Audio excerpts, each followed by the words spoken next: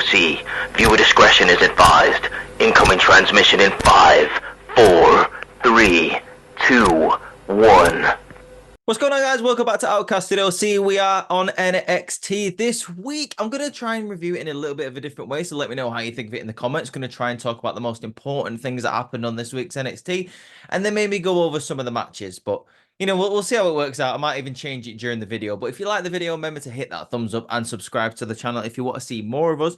We're actually opening the show with a match today. We've got Tiffany Stratton versus Fallon Henley, in which Fallon Henley actually wins this match. It was kind of crazy, to be honest with you. It was a pretty decent match, nothing really to write home about, but, you know, it was the opening match for NXT. Tiffany Stratton always putting on more than decent matches, so, you know, you can expect an all right match from her. Fallon Henley pulling away as well. Yeah, like I say, Fallon Henley actually wins this match. There's a segment at the end where they're both going for roll-ups. You know, they're both trying to get that quick victory. You've seen that, you know, you've seen it 100 times if you're a wrestling fan. Fallon Henley ends up getting the 1, 2, 3. Surprisingly, she's celebrating, but Tiffany Stratton absolutely snaps and beats her down afterwards. She then throws garbage all over her. Later on in the night, we see that, obviously, you know, Fallon Henley is rightfully so, you know, pissed off, and she wants revenge on Tiffany Stratton, who challenges her to a servant match, which basically means, it's at New Year's Evil, and if Tiffany Stratton wins the match, she is going to make Fallon Henley a servant. You know, get her to make her drinks for her, carry her bags for her. I feel like there was a similar situation that happened in NXT UK a couple of years ago, where it was Deonna Purrazzo getting someone to do that for her, but don't quote me on that. I wasn't the biggest NXT UK fan in the world, so I'm not sure, you know, the full details of that. I think I just caught the tail end of that storyline. Just while we're talking about Fallon Henley, obviously Josh Briggs and Brooks Jensen are there in the background while Fallon Henley is pissed off, and they get into a conversation about the fact that Noam Dar later on in the night accepts Josh Briggs' challenge. He challenged him last week to a UK Heritage Cup. I keep on saying UK Heritage Cup, when in actual fact it's just, I mean, it's just the Heritage Cup now. But anyway, he accepts the Heritage Cup match from Josh Briggs. I believe it's next week on the Christmas episode of NXT. So we're going to be getting that match. So Brooks Jensen is obviously sat there and he's like, you know, the rest of Metaphor are going to be out there in that match. You know, you're going to need some help. You're going to need some assistance. And Josh Briggs says, no, I don't want you out there, and I don't want Fallon out there. I want to do this by myself. Now, for me, that's a big mistake. And it feels kind of like they're doing the same that Mello and Trick are doing at the moment, where, like, you know, this sort of tag team, this friendship is kind of breaking apart because one person is getting more success than the other. Jensen looks like he's probably going to be getting left in the background while Josh Briggs maybe goes and wins the Heritage Cup. He's getting these singles opportunities. Obviously, he was in the Iron Survivor match, and so was Fallon Henley. Brooks Jensen isn't really doing anything at the moment, so he's getting a little bit jealous of both of their success. So we'll find out what goes on there. So yeah, are you excited for the servant match between Fallon Henley and Tiffany Stratton? I think there's a lot to be I think there's a lot to be excited about there. Obviously, Fallon Henley is pretty decent in the ring, and Tiffany Stratton, I mean, anything involving Tiffany Stratton, if we can get her into a storyline, that the more the merrier for me. We now go to the ring where Ilya Dragunov is in the ring, and he's talking about how 2023 has been an amazing year for him. He has talked about how, you know, he didn't have being in the, you know, the third wheel in this sort of Trick Mello romance story on his bingo card for 2023, but he did have coming to America, you know, winning the NXT championship and proving to his family and, like, you know, providing for his family. While he's saying all this, Ridge Holland appears out of nowhere in the crowd. I'm going to be talking about this right now. Ridge Holland appears in the crowd and says he's looking for redemption in NXT. He's not asking for a championship match, but he's asking for an opportunity. He's asking to prove himself in NXT. And Ilya Dragunov says, you don't have to wait to prove yourself in NXT. I am, like, you know, you just said I'm the measuring stick. So we are going to be having a match tonight. So it's going to be Ridge Holland versus Ilya Dragunov, not for the NXT championship, but it is going to be the main event tonight on NXT. While we're talking about this, we get a backstage segment with Trick Mello, where Carmelo Hayes is trying to pressure Trick Williams into making the match at New Year's Evil a triple threat match. So obviously, Trick Williams has got an NXT championship match at New Year's Evil against Ilya Dragunov. Mello is trying to get involved in that match. He apologizes for hitting Trick last week, which Trick says, you know, it was an accident. It's absolutely fine.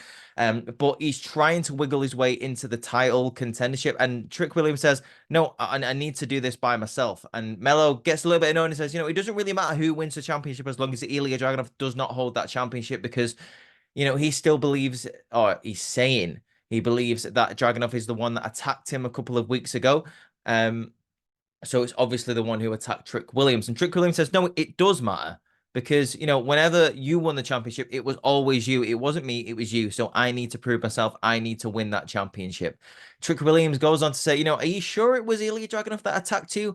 And Melo says, listen, I've only ever had one person that's hit me that hard, and that was Ilya Dragunov. So Melo is telling Trick that he is convinced it's Dragunov. He's trying to wiggle his way into the championship match. That is going to break down. I still think, regardless, like I said last week, Carmelo Hayes somehow is going to cost Trick Williams the NXT Championship at New Year's Evil. Later on in the night, we get another segment between Trick Williams and Carmelo Hayes, where Trick Williams is a little bit annoyed at Ilya Dragunov for taking this match with Ridge Holland, because obviously, if Ridge Holland wins that match, it's probably going to turn into a triple threat at New Year's Evil anyway between Ridge, Trick, and Dragunov. Melo is in the background going, wow, a triple threat match.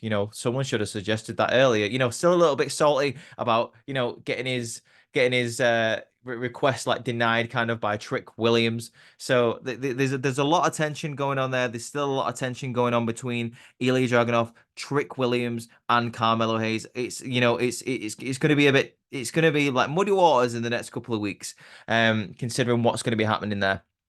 Let's talk about what everyone wants to hear about. Let's talk about Ridge Holland versus Ilya Dragunov, shall we? It's the main event, but let's talk about it now because it's been the main talking point for about a week. So there is a segment in this match where Ridge Holland goes for a brainbuster. He hits the brainbuster on Ilya Dragunov, and Ilya Dragunov gets put onto a stretcher and taken out of the arena with a supposed neck/head injury. Ilya Dragunov sold this very, very well. The doctors and the referees sold this very, very well. There's been a massive outrage online for the few people that think it was real, saying, Ridge Holland is unsafe. For the people that know it's a work, people are still mad at it, going you shouldn't make a storyline out of this. Ridge Holland has actually injured people in the past. This is a situation that shouldn't be a storyline, because this has actually happened in real life, and it shouldn't be portrayed on TV. Now, I'm here to tell you my opinion, and my opinion is it's not that deep. It really isn't that deep. If both competitors have agreed to do it, they would have had this storyline pitched to them. If both competitors have said, yes, that's fine, then you shouldn't have a problem with it either, because it's their choice. It's their decision. Is it a dodgy storyline to do? Maybe. But both seem fine with it. It could mean a revitalization of Ridge Holland's career. He has been in the training. He's been in the training, getting better. We've seen him with the Brawling Brutes. He is getting better there as well. He's more of a safer athlete than he used to be. For me, let's let it play out. I'll have more an opinion of it, when it's played out and we've seen what the end of this storyline is. But for now, I would say let it play out and see what happens. It was obviously a work for those people who don't think it is. It was obviously work. The camera stayed on Dragunov for a long, long time. Whereas if it was a real injury, the camera wouldn't have been anywhere near him. It would have been either looking at the crowd, it would have been looking at the referee, or it would have been looking at Ridge Holland. The camera stayed with him all the way until he went to the backstage area.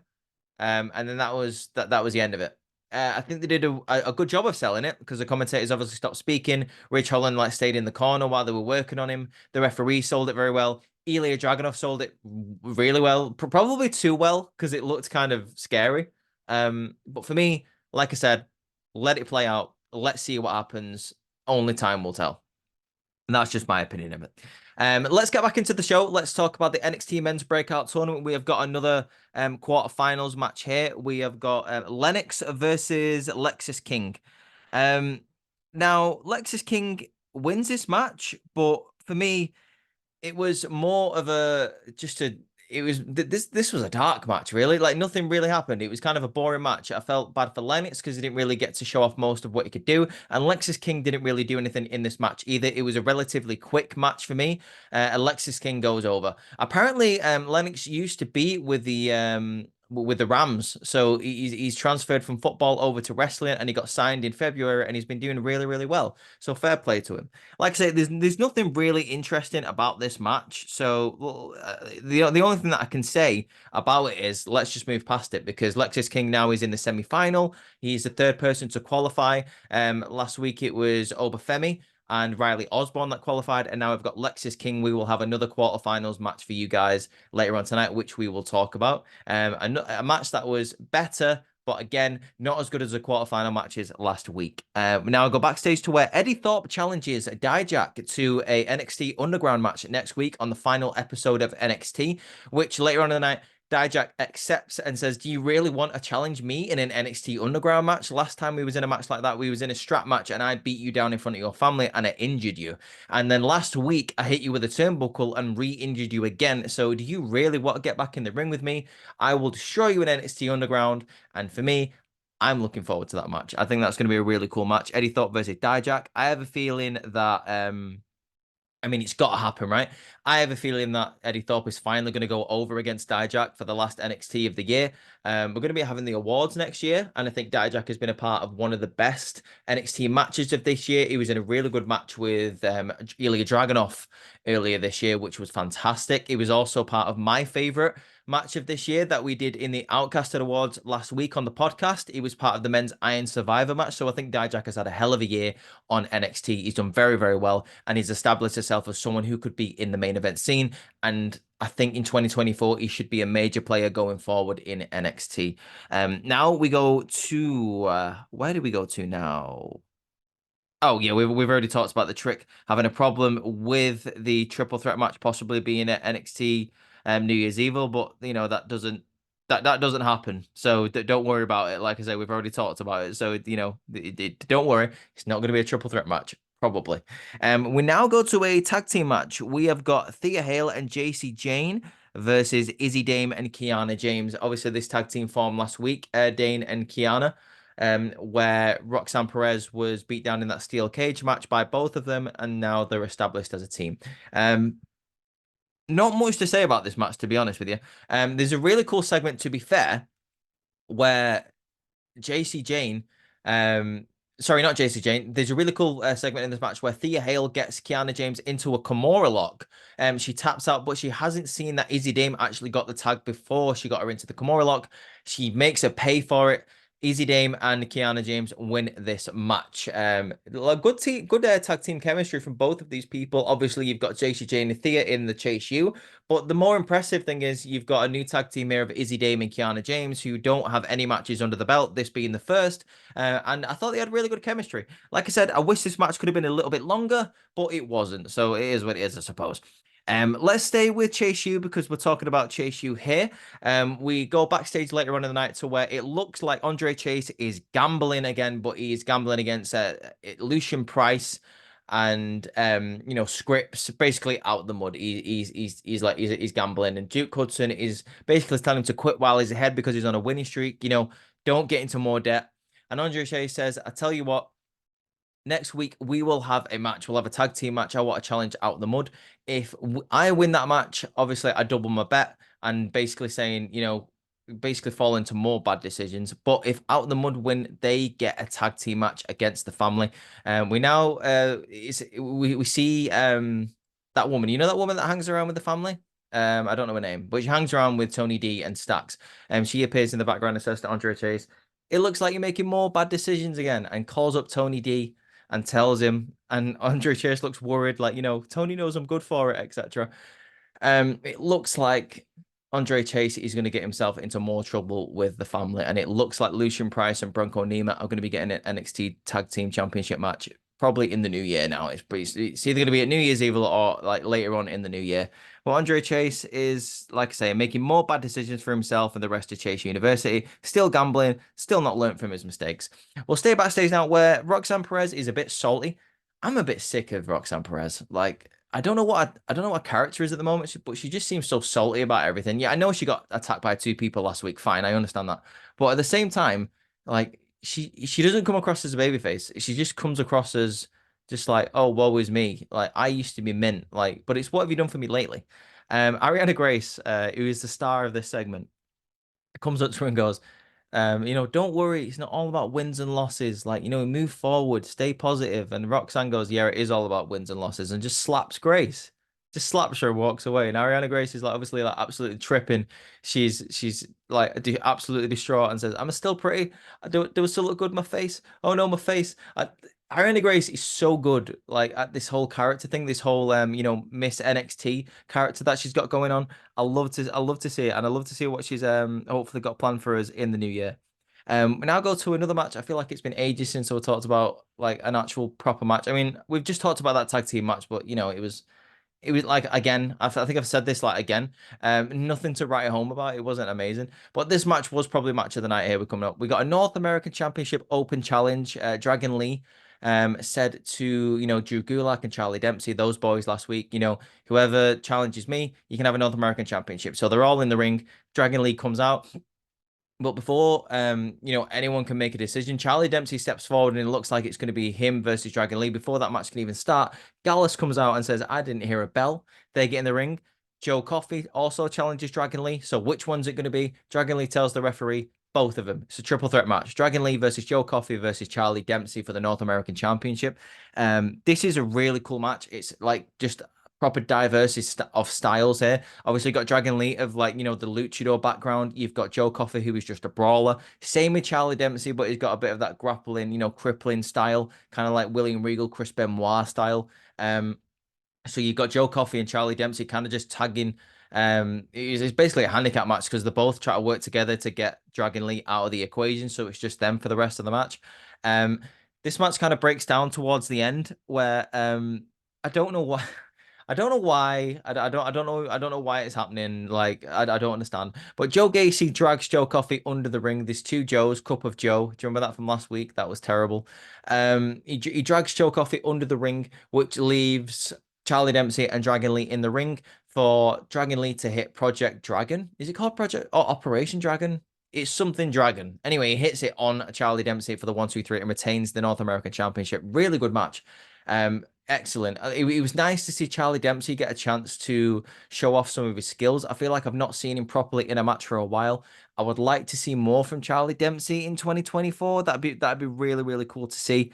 I'd like to see all of these guys, like Drew Gulak, Damon Kemp, all of these people, Miles Bourne, Charlie Dempsey, like maybe like establish himself as a proper faction in 2024 in NXT. I think it'd be really nice to see because they've got like a different kind of style, kind of like a Blackpool Combat Club style of fighting, but in NXT. It'd be dope, and it'd be nice to see Drew Gulak finally get his flowers in WWE because he's so underrated. He's great on the microphone. He's great in the ring. Them matches that he had with Kushida a couple of years ago for I believe it was the Cruiserweight Championship. Excellent matches. We now go backstage. Cora Jade says, she's missed the women's division. She's finally here to, raise the NXT women's division up again. And she goes, who am I kidding? Actually, the whole of NXT. She's here to, make it better once again. She's here to take back what's hers. And she looks at Carmen Petrovic's locker. She throws all of her stuff out of the locker and puts her stuff in and just walks away. And Carmen's like, did she just do that? Like, she kind of just let her do it. Like, she walked up and says, she didn't chase her or anything. She just kind of walks. She just kind of walks after her and says, hey, don't do that to my stuff. So, and then another person who doesn't really do anything for some reason, like doesn't stand up for anyone, Gigi Dolan, walks up and goes, there's only one way to deal with Cora Jade, Carmen, and that's stand up to her. So it looks like we're going to be having a match in a couple of weeks, Cora Jade versus Carmen Petrovic. I don't really care about that match. I know that sounds a bit horrible, but I'm not asked about that at all. We all know what's going to happen. Cora Jade is hopefully anyway going to go over. I don't think there's going to be anything special about that match. We now go to another quarterfinal match. We got Luca Crucifino versus Tavian Heights, the guy who came in at the top of NXT, and he is not leaving NXT until he is at the top. You gotta love that. You gotta love that character work from Tavian Heights. I'm at the top and I'm not leaving till I'm still here. You gotta love it. I don't even know what that means. But anyway, Tavian Heights wins this match quite impressively, to be fair. Like I said, it's not a very long match, not as good as the quarterfinal matches that we had last week, but he apparently he's only really been doing this for a couple of months, Tavian Heights, and the training staff are very, very happy with his progression in NXT's training developmental center. He's been hitting some beautiful belly to bellies in this match, and he actually wins this match with a belly to belly, like with a twist. He hits a belly to belly, and he kind of like comes over in like a jackknife position. It looks really, really cool. Luca Crucifino doesn't really need to win this breakout tournament. I feel like he's already got a place in the Tony D'Angelo family later on down the line, so I don't think he needs this. So Tavian Heights going through to the next round is the right decision for me. Luca Crucifino, we'll see more from him in the future, so don't worry about that. We already know about the whole Josh Briggs thing. No, I'm direct accept the challenge, so I'll move on from that. Nikita Lyons versus Tatum Paxley. Once again, literally nothing to write home about. Some of the matches on this week's NXT were just like inconsequential, absolutely inconsequential, and it's the same with the next match as well. I'm happy that Nikita Lyons is back. I'm happy that Nikita Lyons wins this match. Tatum Paxley's got her own little storyline going on with Roxanne Perez. Oh no, sorry, it's Lyra Valkyria that she's stalking, not Roxanne Perez, my bad. So we'll see more of that in 2024. So Tatum Paxley didn't really need to win this match. She's more of like a crazy stalker person. Wins and losses don't really count with that. It's more of the character development and the storyline that matter with her. And Nikita Lyons obviously wins this match. She needed this win. Apparently it's the first singles match in nearly a year, obviously because she was injured for a long time, and then she only had that tag team match last week. So it's nice to see Nikita Lyons pick up a victory here. I'm interested to see what's going to be going on with Nikita Lyons in 2024. If she's going to feature in the NXT Women's Championship picture. She said she's coming for the NXT Women's Championship when she was speaking to Lyra Valkyria a couple of moments ago backstage.